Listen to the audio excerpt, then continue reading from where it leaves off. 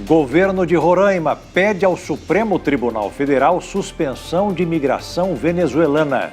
Ministro-chefe do Gabinete de Segurança Institucional diz que fechamento da fronteira é ilegal. Ex-presidente Lula está inelegível na opinião do vice-procurador-geral eleitoral.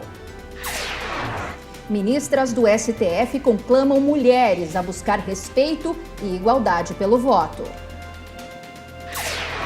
Juiz federal Sérgio Moro condena ex-deputado André Vargas a 6 anos por lavagem de dinheiro. Aumentam ações na justiça por falta de pagamento de taxa de condomínio. Câmeras registram a tragédia da queda do viaduto em Gênova, na Itália. Cristiano Ronaldo, Modric e Salah são finalistas do prêmio de melhor da Europa. Agora no Jornal das 22.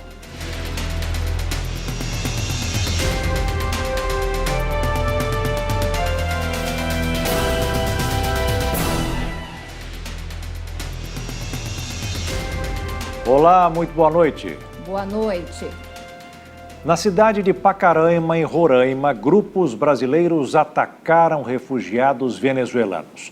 Mais de 1.000 imigrantes voltaram para o país de origem por proteção. O governo do estado entrou com uma ação no STF para proibir a entrada de venezuelanos pela fronteira. O presidente Michel Temer se reuniu com ministros para tentar amenizar a situação. Na manhã de hoje, 60 soldados das Forças Armadas foram enviados para controlar a situação. Neste final de semana, 1.200 venezuelanos fugiram de volta para casa após moradores de Pacaraima, no interior do estado, atacarem com pedradas e pedaços de pau 700 imigrantes que moravam nas ruas da cidade. Eles tiveram barracas, roupas e pertences queimados. A revolta começou depois que um comerciante brasileiro foi assaltado e agredido na noite de sexta-feira. 2 venezuelanos foram acusados pelo crime. A vítima ficou internada no hospital de Boa Vista e recebeu alta ontem. Pacaraima é a porta de entrada para venezuelanos que fogem da crise política, econômica e social que passa o país governado por Nicolás Maduro. Estima-se que 800 imigrantes cruzam a fronteira todos os dias. O número dos que entram no país voltou a ser maior do que o número dos que saem. Segundo dados da ONU, mais de 30.000 venezuelanos fugiram para o Brasil. Em 2017, 52.000 pediram asilo em 15 países. Neste final de semana, na fronteira do Equador com Venezuela, centenas de refugiados foram barrados. Agora, eles só poderão entrar no país com passaporte e não apenas com o documento de identidade. O Peru também determinará o uso do passaporte a partir do dia 25. Hoje, na fronteira, o clima era de maior tranquilidade, apesar do cenário de constante tensão. A situação em Roraima foi tema de reunião neste domingo entre o presidente Michel Temer e ministros. Eles discutiram a crise e avaliaram as medidas que já foram e que ainda podem ser tomadas pelo governo federal na fronteira com a Venezuela. A presidência da República soltou uma nota falando que tem tomado providências que já custaram mais de 200 milhões de reais. Controle e triagem de fronteiras, transporte para outros estados, atendimento humanitário, envio de 36 voluntários da área da saúde e aumento de contingente da Força Nacional. O governo afirma que está comprometido com a proteção de brasileiros e venezuelanos e que tem condições de empregar as Forças Armadas para a garantia da lei e da ordem na fronteira. Iniciativa que depende de solicitação expressa da governadora de Roraima. O governo federal adotou 2 linhas de ação. Em primeiro lugar, ampliar a assistência social a Roraima e os migrantes. Em nota, a governadora de Roraima, Sueli Campos, do PP, declarou que essas medidas anunciadas pelo governo já vinham sendo solicitadas desde 2016 e que o pedido para empregar as Forças Armadas foi feito em agosto do ano passado. E neste domingo, o governo de Roraima entrou com uma ação no Supremo Tribunal Federal pedindo a suspensão temporária de imigrantes venezuelanos pela fronteira de Pacaraima. A justificativa da ação é que essa é mais uma tentativa de conter a entrada em massa de venezuelanos até que sejam tomadas algumas medidas, como, por exemplo, a instalação de barreiras sanitárias, um hospital de campanha e que também seja discutida como vai ser a distribuição desses imigrantes para outros estados do Brasil, através de uma cota para refugiados. A ideia seria analisar a proporção populacional e o índice de desenvolvimento econômico de cada federação, com uma ajuda de custo de R$1 milhão para a aplicação de políticas emergenciais voltadas para a redução de efeitos negativos da imigração. No dia 6 de agosto, a ministra Rosa Weber já tinha negado um outro pedido para fechar a fronteira. Hoje de manhã, o general Sérgio Etchegoyen, ministro do Gabinete de Segurança Institucional da Presidência, reforçou a decisão da juíza e disse que o fechamento da fronteira é impensável por ser ilegal e que a medida está descartada. O fechamento da fronteira é impensável porque é ilegal. Nós temos que cumprir a lei. A lei brasileira de imigração determina o acolhimento de refugiados e imigrantes nessa situação. O governo está profundamente preocupado em garantir a integridade e o bem-estar dos brasileiros e de atender os venezuelanos. Mas não vai, para isso, admitir o cometimento de crimes como aconteceram ali. Essas pessoas serão responsabilizadas, serão chamadas à responsabilidade. O ministro também disse que o Exército Brasileiro já está na região. Pela manhã, embarcaram 60 militares da Força Nacional para Roraima. Outros 60 devem embarcar no domingo. Durante a tarde, embarcaram também representantes de alguns ministérios que fazem parte de um comitê interministerial para avaliar essa situação no estado. A Procuradora-Geral de Justiça de Roraima esteve em Brasília para encontrar a ministra Carmen Lúcia para discutir a situação prisional do estado e dos imigrantes venezuelanos. Segundo a procuradora, a violência no estado é grande e, com a imigração, a tendência é piorar. A crise no sistema prisional já era grande e isso desdobrou num recrudescimento da violência. Com a imigração, a tendência é piorar. Já há notícias de que há venezuelanos sendo cooptados por organizações criminosas, né, e de uma certa forma uma rejeição da população. Então o clima lá está bastante tenso. Temos atuado em conjunto com outras instituições, né, tentando fazer interlocução entre as autoridades federais e estaduais, no sentido de buscar a melhor solução para o problema. E o governo venezuelano está tentando contornar os problemas na economia.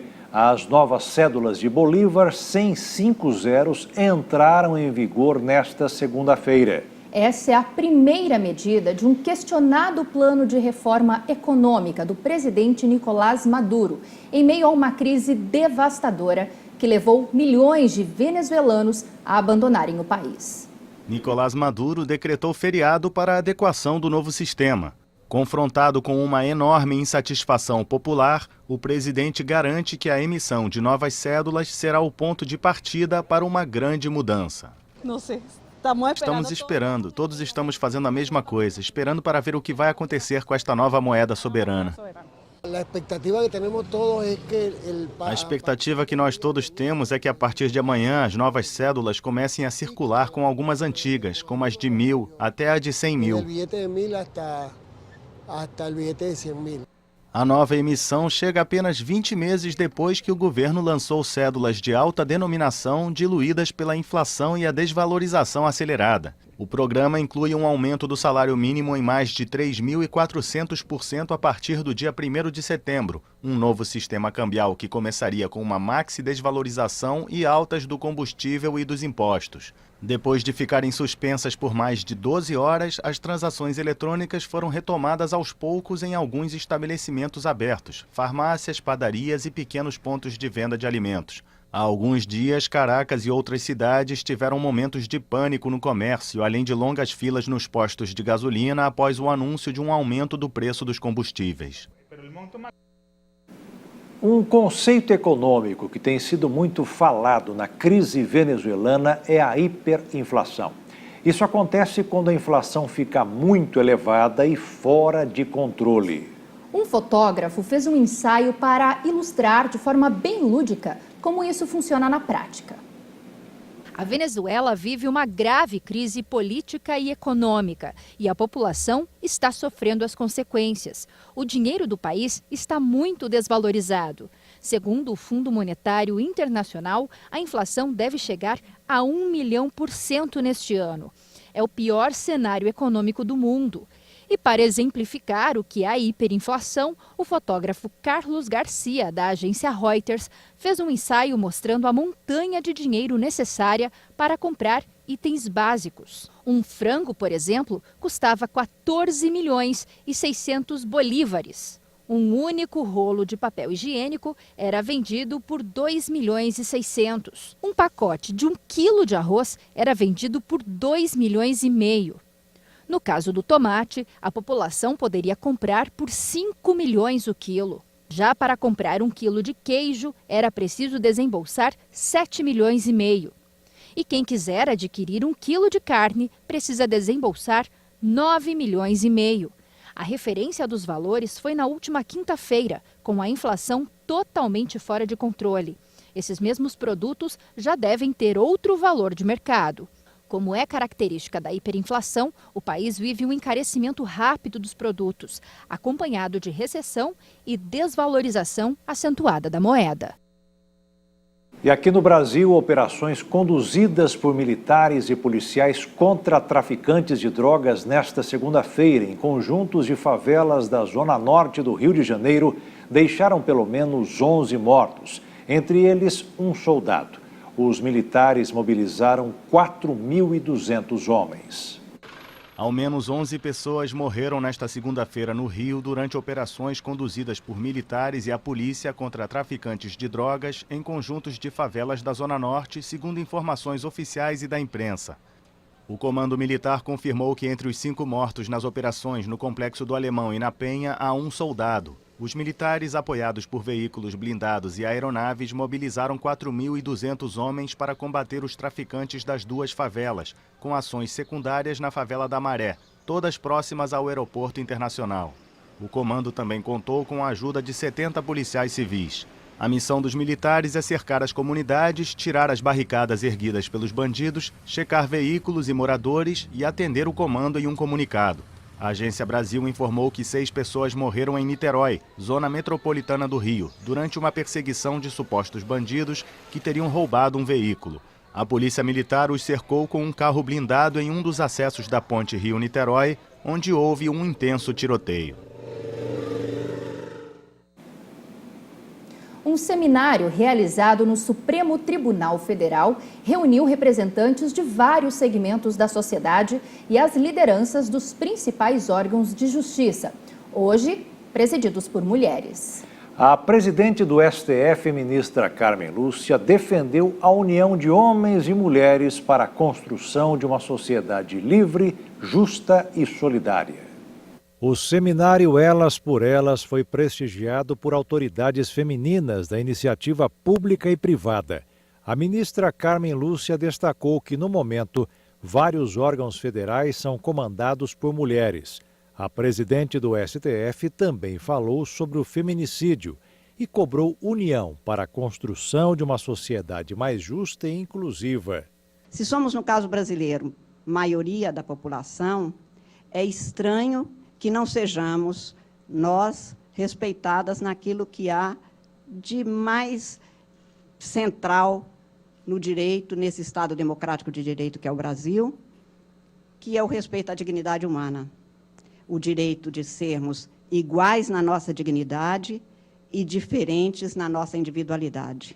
A presidente do Tribunal Superior Eleitoral, ministra Rosa Weber, apresentou estatísticas sobre o eleitorado feminino e destacou a busca por novas conquistas. Façamos mulheres, ao exercer todas nós esse direito essencial da cidadania, que é o voto, a diferença para o fortalecimento do Estado democrático de direito, conquista diária e permanente de todos nós. Já a Procuradora-Geral da República, Raquel Dodge, falou sobre respeito e igualdade. A República nos trouxe democracia, que enseja a participação de todo o povo, mulheres inclusive, na formação das decisões nacionais. A Declaração Universal assegurou igualdade entre os seres humanos, sem distinção de gênero, raça, credo, orientação sexual ou nacionalidade, sendo decisiva, por isso, para melhorar a condição feminina no mundo todo. E veja a seguir, o Ministério Público Eleitoral se manifesta contra a candidatura do ex-presidente Lula.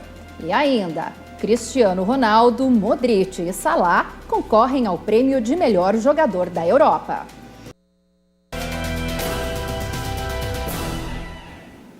O juiz federal Sérgio Moro condenou o ex-deputado federal pelo PT André Vargas e outras 3 pessoas no âmbito da Operação Lava Jato. O grupo foi acusado de ocultar dinheiro de um contrato entre a Caixa Econômica Federal e uma empresa de Pinhais, na região de Curitiba. André Vargas foi condenado a 6 anos de prisão em regime fechado. Segundo a acusação, ele teve ajuda de Meire Posa, ex-secretária do doleiro Alberto Youssef, para receber e ocultar R$2.400.000 oriundos de propina. Meire também foi condenada no mesmo processo à prestação de serviços comunitários e pagamento de multa. O dinheiro teria sido repassado por uma empresa de informática que venceu uma licitação da Caixa Econômica, com a influência de Vargas. O ex-deputado está preso desde 2015. Atualmente cumpre pena no Complexo Médico Penal em Pinhais, na região metropolitana de Curitiba. Essa é a 3ª condenação dele na primeira instância, mas uma delas foi suspensa pelo Tribunal Regional Federal da 4ª Região. Vargas foi vice-presidente da Câmara dos Deputados entre 2013 e 2014. Ele foi um dos maiores críticos do julgamento do Mensalão e era contra a prisão dos ex-ministros José Dirceu e José Genuíno. Também foram condenados Leon Vargas, irmão do ex-deputado, e o empresário Marcelo Simões, dono da empresa de informática que teria pago propina. A defesa deles ainda não se manifestou. A defesa de André Vargas reafirmou a inocência do político e considerou a sentença injusta e exagerada.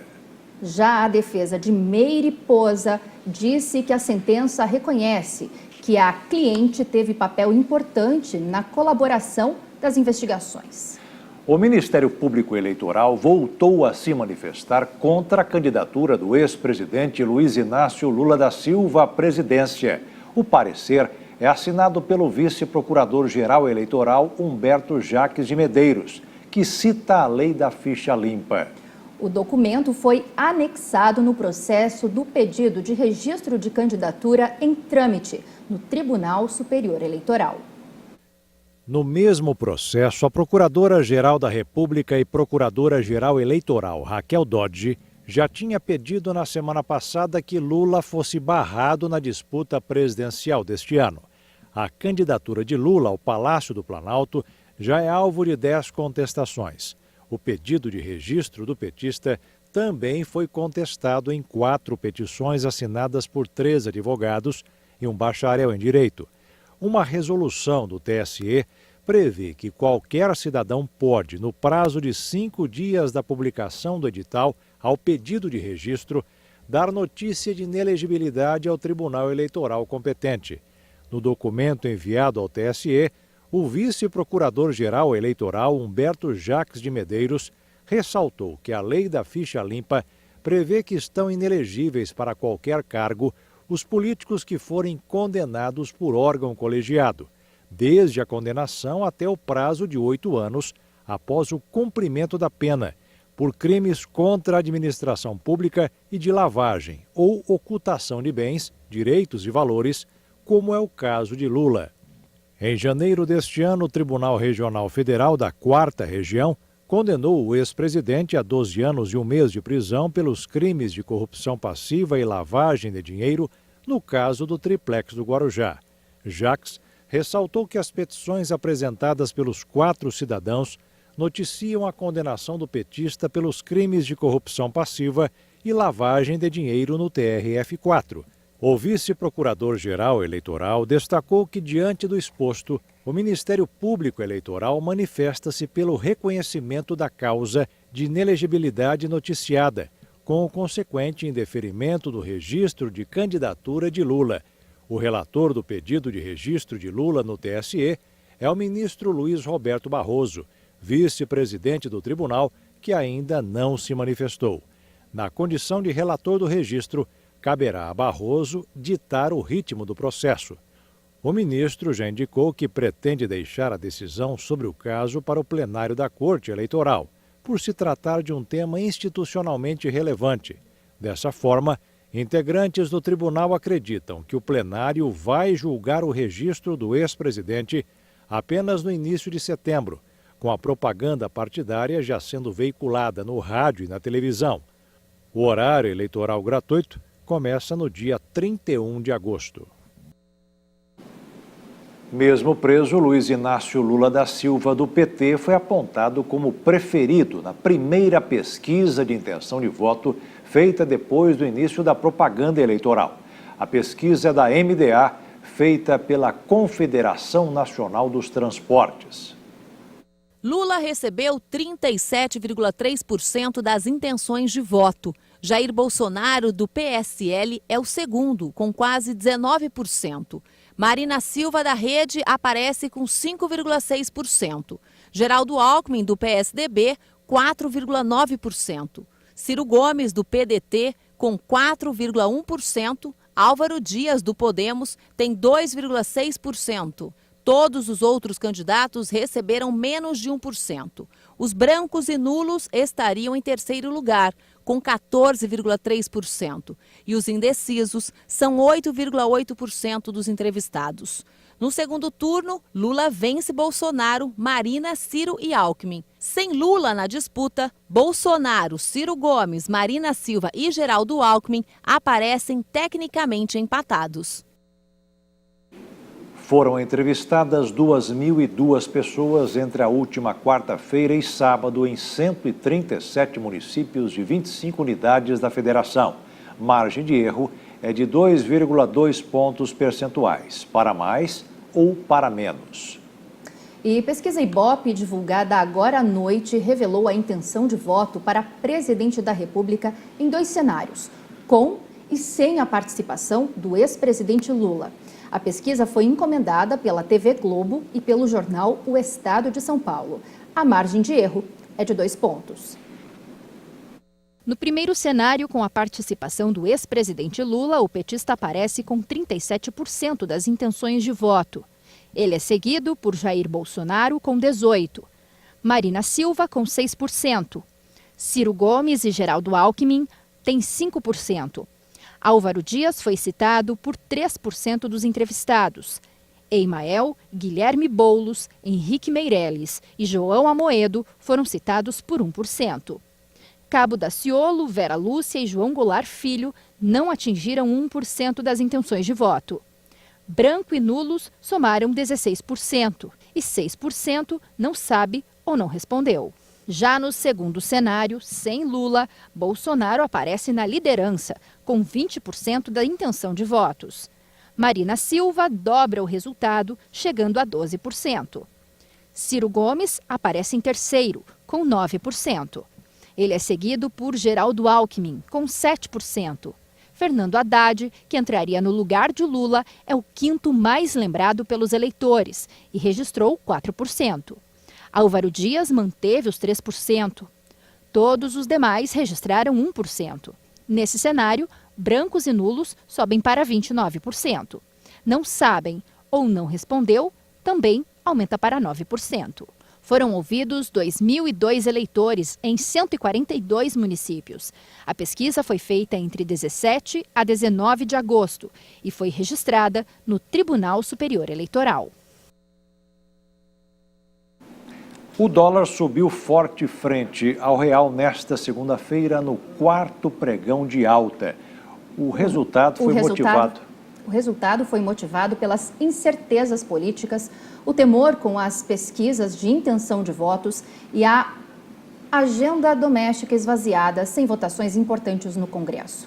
Com esse cenário, a moeda norte-americana avançou 1,7% e fechou vendida a R$ 3,956. câmeras de segurança que monitoravam o viaduto Morandi, em Gênova, registraram o momento do colapso da construção na semana passada, que deixou mais de 40 mortos. A chamada Guardia di Finanza de Gênova, braço da Polícia Militar italiana, divulgou nesta segunda-feira imagens do momento da tragédia da semana passada na cidade.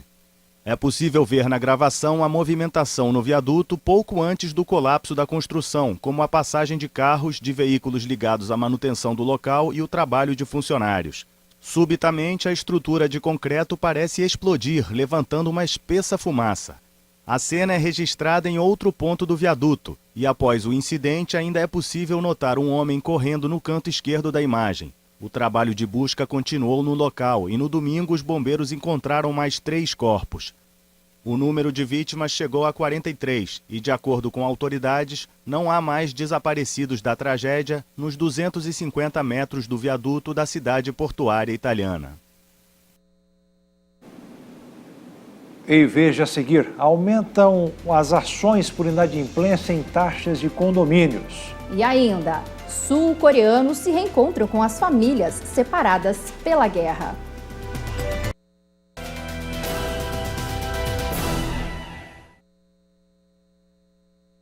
Mais de 63 milhões de pessoas têm contas com pagamento atrasado. É tanto brasileiro nessa situação que o Serviço de Proteção ao Crédito compara a quantidade de devedores à população da Itália. O Brasil tem quase uma Itália de inadimplentes. A conclusão é do Serviço de Proteção ao Crédito. Um levantamento do SPC revelou que 63 milhões e 400 mil brasileiros tinham dívidas em junho. O índice de inadimplência aumentou 4,3% na comparação com o mesmo mês de 2017. Os mais pobres ainda representam a maior parte dos afetados pelas contas em atraso. Mas o número de devedores também cresce nas faixas de renda superior a 10 salários mínimos. O desemprego é uma das causas dessa situação. O SPC Brasil avaliou que o comportamento dos endividados não muda conforme a renda. Isso porque, muitas vezes, o cidadão não sabe poupar e quanto mais ganha, mais gasta. E atrasar o pagamento do condomínio passou a dar mais dor de cabeça do que o normal aos donos de imóveis. A nova lei dos condomínios facilitou a penhora e o leilão do bem de quem não quitou a dívida do mês. O número de ações aumentou cerca de 150% em apenas um ano. Nesse condomínio são 23 apartamentos. O que todos eles têm em comum? Uma taxa de R$ 1.150 para pagar todo mês. Dinheiro que é usado para pagar funcionários e reformas de melhorias. Isso quando todo mundo paga a conta em dia. Nós tivemos um passado com muita inadimplência e o ano passado finalmente nós zeramos a nossa inadimplência. Então hoje nós temos agora uma folga de caixa e conseguimos fazer uma reforma assim, geral no condomínio, desde cobertura, pintura, mudança de fachada, incluímos acessibilidade, que só foi possível com isso nós estamos fazendo tudo sem rateio. Foi possível através da inadimplência zero. Nesse outro condomínio ainda tem inadimplentes. Diminuiu pela metade nos últimos anos. Eles representam 8% do total de moradores. Para reduzir esse número, foram tomadas medidas judiciais. 5 apartamentos foram a leilão porque o condomínio estava atrasado. A situação de leilão dos apartamentos, logicamente, foi queimado todas as opções possíveis, não é verdade? Chega a um ponto, houveram aqui mesmo nessa torre, um condômino que ficou 6 anos sem pagar. Então, logicamente, segue a lei. E chega ao ponto de se perder o apartamento. Logicamente, quando perde o apartamento, em muitos dos casos havia financiamento, a dívida com o condomínio e, logicamente, muitos outros problemas que a gente desconhece. Segundo a administradora do condomínio, outro fator que aumenta a inadimplência, além da crise econômica, é a falta de planejamento. É que muitos condomínios estão sendo entregues. O cliente acaba investindo, se programando apenas para pagar as parcelas do financiamento. E quando as chaves são entregues, precisam assumir mais uma dívida que não foi programada. Um levantamento do Tribunal de Justiça de São Paulo apontou que a capital paulista é a terceira cidade com mais ações judiciais por falta de pagamento de condomínio. Aumento de quase 20% no último ano. Bahia e Rio de Janeiro ficaram no topo da lista. Então ela precisa primeiro ter a consciência de que dever condomínio hoje sempre foi algo preocupante, mas hoje é algo muito mais preocupante. Então ele precisa ter um planejamento familiar, saber qual é a situação que ele passa, participar da assembleia, porque é na assembleia que vai ser definida a cota condominial. Então, se não couber no bolso dele, tomar uma medida antes de ter o apartamento levado a leilão ou a penhora. O presidente do Tribunal Superior do Trabalho, o ministro Brito Pereira, suspendeu nesta segunda-feira a decisão da Justiça do Rio que impedia o leilão das distribuidoras da Eletrobras. Veja essa e outras notícias nos destaques da economia. A decisão do Tribunal Superior do Trabalho abre caminho para a privatização de distribuidoras da Eletrobras. O leilão de 3 delas está marcado para o próximo dia 30. Outra deverá ser vendida no dia 23 de setembro. O governo afirma que essas companhias dão prejuízo para a estatal, por isso quer repassá-las para a iniciativa privada.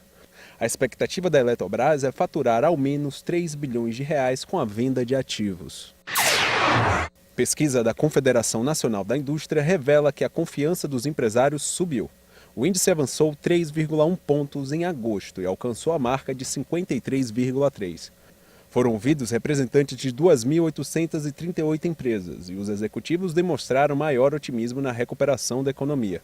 Na avaliação da CNI, os empresários acreditam que a atividade industrial vem se normalizando após a greve dos caminhoneiros. E o resultado só não é melhor por causa das incertezas eleitorais e da tabela de preços mínimos do frete adotada pelo governo.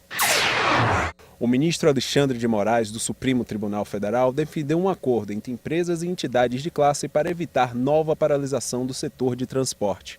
Por outro lado, o ministro descartou o perdão total a multas aplicadas a empresas e associações durante a greve dos caminhoneiros. Quase 200 multas foram dadas e cerca de 150 companhias e entidades contestam a punição no STF. E hoje foi um dia histórico para dezenas de idosos sul-coreanos que entraram na Coreia do Norte. Eles se reuniram com parentes pela primeira vez desde que a península e suas famílias foram separadas pela Guerra da Coreia. Um encontro entre lágrimas. Dezenas de parentes das Coreias do Sul e do Norte se encontraram pela primeira vez desde que a península e suas famílias foram separadas pela guerra há quase 7 décadas. Em meio a abraços e muita emoção, eles aproveitaram para mostrar fotos de outros familiares. Durante 3 dias, 89 sul-coreanos passariam cerca de 11 horas com seus parentes na cidade turística de Mount Kumgang, sob a supervisão de agentes norte-coreanos. A Guerra da Coreia, entre 1950 e 53, separou milhões de pessoas, irmãos, pais e filhos, maridos e esposas. O conflito terminou com um armistício e não com a assinatura de um tratado de paz. Isso significa que Norte e Sul estão tecnicamente em guerra. 130 mil sul-coreanos se candidataram para essas reuniões, mas a maioria morreu e muitos têm mais de 80 anos. Participantes de reencontros anteriores lamentaram pelo tempo curto e destacaram a dificuldade em dizer adeus depois dos esperados 3 dias de visita. E a seguir, estudo mostra o impacto social da bicicleta. E ainda, o curioso caso de 16 enfermeiras grávidas ao mesmo tempo em um hospital do Arizona.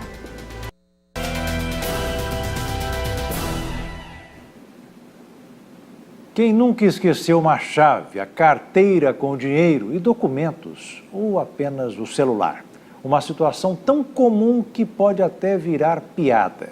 Mas essa distração também pode ser sintoma de problemas graves, como estresse, depressão e, pior ainda, o mal de Alzheimer. Esses vídeos da internet mostram casos de pessoas bastante distraídas enquanto falam ao celular. Alguns casos são cômicos. Outros, no entanto, colocam em risco a pessoa desatenta. Nas ruas, quase todo mundo tem uma história de distração para contar. Você se considera uma pessoa distraída, esquecida? Muito, muito, demais. O que você costuma esquecer, por exemplo? Por exemplo, já parei o carro, esqueci de puxar o freio de mão, já saí com lixo para deixar na lixeira e saí andando até o ponto de ônibus com lixo na mão. É um monte de coisa que acontece. Rapaz, às vezes preocupa porque é o seguinte, a gente tá chegando na idade já, né? E aí tem aquele problema de esquecimento, é meio grave, né? Às vezes me preocupa, com certeza me preocupa. Correto. Como o senhor vai fazer para não esquecer essa pasta aqui? Tem que andar com ela debaixo do braço, não deixar escapar. Porque senão, se deixar entrar em algum restaurante, negócio, deixar, já era. Acaba esquecendo. O guarda-chuva eu já perdi bem uns 10. Sim, o meu celular eu coloquei para carregar dentro do táxi. E nesse dia cheguei em casa, cadê meu celular? Prejuízo, né? Engraçada nunca é, né? Perder nunca é engraçado. Esses momentos de distração são considerados normais na vida de qualquer um. Esquecer uma coisa ou outra. Essa desatenção é considerada bastante comum dentro da atividade cerebral. O problema é quando ela começa a piorar e ficar mais frequente. Esse pode ser um sinal de que a pessoa precisa procurar um especialista. A gente tem que atentar à idade dessa pessoa. Se a gente está falando de uma pessoa já mais velha, que 70, 80 anos, a gente pode pensar, imaginar que ela pode estar aí evoluindo para uma doença do cérebro, uma demência. O caso mais grave é o mal de Alzheimer. Os primeiros sintomas aparecem depois de adulto e vão se agravando até virar demência. A doença é retratada no filme Pra Sempre Alice. A atriz Julianne Moore interpreta uma professora que sofre com o problema. A atuação, muito elogiada pela crítica, valeu um Oscar para a atriz. I have Alzheimer's disease. Early onset. Oh my God. Celebridades como o pugilista Dilson Maguila Rodrigues e o ator Charles Bronson tiveram suas vidas afetadas pela doença. Mas a psicóloga ressalta que o esquecimento pode ser um indicativo de outros problemas, como o estresse e a depressão. Algumas doenças, algumas patologias como o TDAH, que é o transtorno de déficit de atenção e hiperatividade, ele tem uma característica de sintomas de distração ou desatenção, tá? Mas isso precisa ser muito bem avaliado, né? A depressão deixa a pessoa também com menos atividade mental para a questão da atenção e mais propensa, né, à distração pela falta de concentração também, de dificuldade de foco. O estresse ele tem uma infinidade de sintomas e um deles é ficar distraído porque a cabeça está muito cheia de coisas. E ninguém deve entrar em pânico. Na maioria das vezes, basta um pouco de atenção e organização para resolver o problema. Acho que é você dar o devido foco e atenção, né? Acho que naquilo que você realmente considera importante, você dificilmente vai deixar no esquecimento. Ou também, se você está com alguma coisa que você sabe que depende daquilo, também você vai ficar mais atento normalmente para você trabalhar em cima. Então, por exemplo, eu vou sair de casa, já sei, chave, carteira, essas coisas são imprescindíveis para mim, telefone. Então, dificilmente eu deixo jogado em algum outro lugar que eu vou esquecer. Como é que você faz para não esquecer? Eu tenho um cronograma, né? Eu sempre deixo nos lugares certinho, ou levanto de manhã, ou à tarde, ou à noite, já está tudo nos seus devidos lugares, para quando você levanta já vai no lugar certo, né? E dificilmente falha? Difícil. E se a memória não ajuda, há sempre uma boa estratégia para se proteger contra o esquecimento, como mostra essa mulher. A senhora faz alguma coisa para se proteger, para não esquecer chave, essas coisas que são importantes? Carteira, por exemplo? Para que é essa cordinha? Para mim não perder minha chave. Para não esquecer. Prendi aqui, ó. Vale tudo, então? Vale, né? Ficar na rua não pode. Trânsito caótico, alto preço dos combustíveis, preservação do meio ambiente.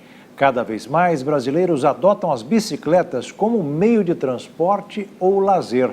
Eu acompanhei um estudo que revela que trocar o carro ou o ônibus pela magrela pode significar mais tempo livre, qualidade de vida e principalmente mais dinheiro no bolso. A bicicleta é o meio de transporte preferido do Cauê. Entre a casa dele no Butantã, zona oeste da cidade, e o trabalho no centro de São Paulo, são 10 quilômetros para ir e 10 para voltar. Nesse percurso de carro ou ônibus, ele levaria quase 1 hora, mas de bike são apenas 30 minutinhos. Se locomover de bicicleta aqui na grande cidade de São Paulo é um grande desafio, até porque a gente tem uma grande quantidade de carros, uma pouca quantidade de ciclofaixas, e isso faz com que dificulte o processo de você poder andar de bicicleta aqui na cidade. Mas apesar disso, a gente tenta manter a segurança, tenta manter o controle e, acima de tudo, conseguimos fazer uma viagem tranquila e segura. O Cauê só vê vantagens na locomoção de bicicleta. Ele ganha tempo, se exercita e ainda faz uma boa economia. Quanto mais ou menos você acha que economiza? Olha, por mês é mais ou menos uns R$300. R$300 só de locomoção, ônibus, trem. Então, geralmente, quando eu começo a fazer esse percurso de bicicleta, no final do mês eu tenho uma renda bem legal. Um estudo inédito realizado pelo Centro Brasileiro de Análise e Planejamento, o SEBRAP, sobre o impacto social do uso da bicicleta, mostrou que deixar o carro em casa ou trocar o ônibus pela bike pode trazer muitos benefícios, tanto financeiro, para o lazer e ganhos para a mente e o corpo. Mas pedalar não faz só bem para a saúde, mas também para o bolso. O estudo apontou que quem utiliza a bicicleta como meio de transporte economiza, em média, R$450 por mês, além de ganhar mais tempo e viver menos estressado. Os ciclistas têm sensações de bem-estar como relaxamento, satisfação, em proporção maior do que a população em geral, que usa o ônibus ou o automóvel. Os ciclistas apresentam menos sensações negativas no seu deslocamento. E o meio ambiente também agradece, porque utilizar a bicicleta ajuda a reduzir a emissão de gases poluentes, que são liberados pelos carros, motos e ônibus. E nessa história, todo mundo sai ganhando. O uso da bicicleta tem impacto importante no sistema de saúde da cidade de São Paulo. Os ciclistas são mais ativos do que a população em geral. Em termos de atividade contra o sedentarismo, os ciclistas têm uma proporção de atividades regulares 3 vezes maior do que a população em geral.